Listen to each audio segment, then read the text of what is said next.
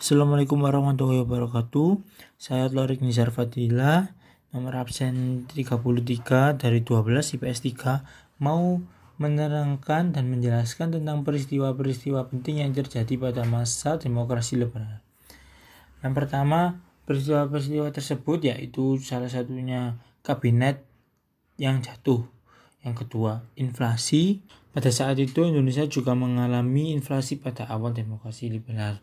Inflasi yaitu merupakan suatu proses meningkatnya harga-harga secara umum dan terus-menerus berkaitan dengan mekanisme pasar yang dapat disebabkan oleh berbagai faktor, antara lain konsumsi masyarakat yang meningkat, berlebihnya likuiditas di pasar yang memicu konsumsi dan spekulasi, sampai termasuk juga akibat adanya ketidaklancaran distribusi barang.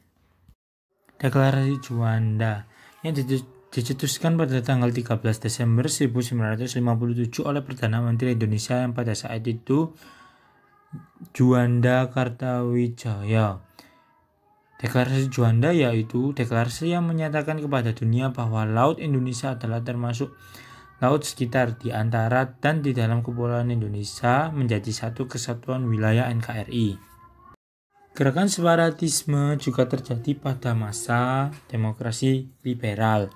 Gerakan separatisme yaitu suatu gerakan untuk mendapatkan kedaulatan dan memisahkan suatu wilayah atau kelompok manusia, biasanya kelompok dengan kesadaran nasional yang tajam, dari satu sama lain atau suatu negara lain. Gerakan separatisme sering merupakan gerakan yang politis dan damai. Konferensi Asia Afrika adalah sebuah konferensi antar negara-negara Asia dan Afrika yang kebanyakan baru saja memperoleh kemerdekaan.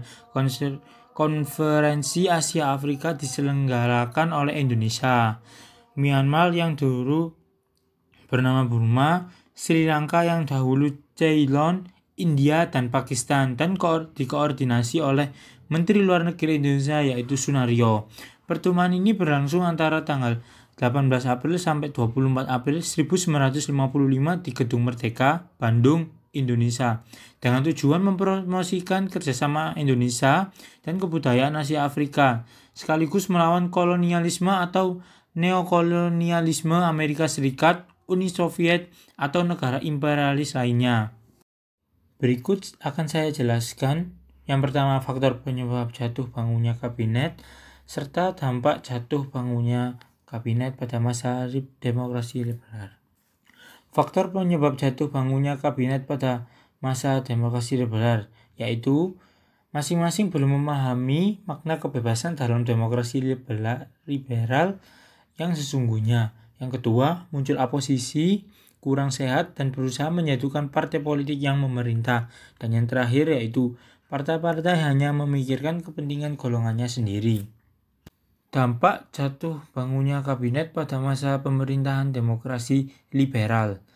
Yang pertama, program kabinet tidak berjalan sebagaimana yang mestinya.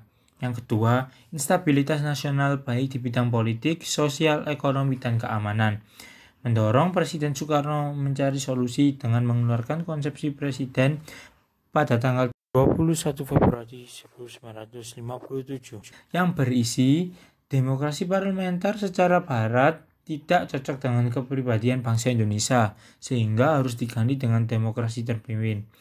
Yang kedua, membentuk kabinet gotong royong, dan yang ketiga, membentuk Dewan Nasional. Pemilu pertama menggunakan sistem perwakilan berimbang yang dibagi menjadi 16 distrik. Pemilu pertama juga sesuai UUDS pasal 36 Undang-Undang Nomor 7 Tahun 1953. Tahap 1 pemilu pertama berlangsung pada tanggal 29 September 1955 yang memilih anggota DPR, sedangkan tahap 2 terjadi pada tanggal 15 Desember 1955 yang memilih anggota konstituante. Pada tahap 1 dan tahap 2 yang mengikuti berjumlah 28 partai politik, dengan hasil terpilihnya 4 partai politik yaitu PNI, Masyumi, NU, dan PKI. Latar belakang terjadinya pemilu pertama yaitu Revolusi fisik atau perang kemerdekaan menuntut semua potensi bangsa untuk memfokuskan diri pada usaha mempertahankan kemerdekaan. Pertikaian internal, baik dalam lembaga politik maupun pemerintah, cukup menguras energi dan perhatian. Belum adanya UU Pemilu yang mengatur tentang pelaksanaan pemilu,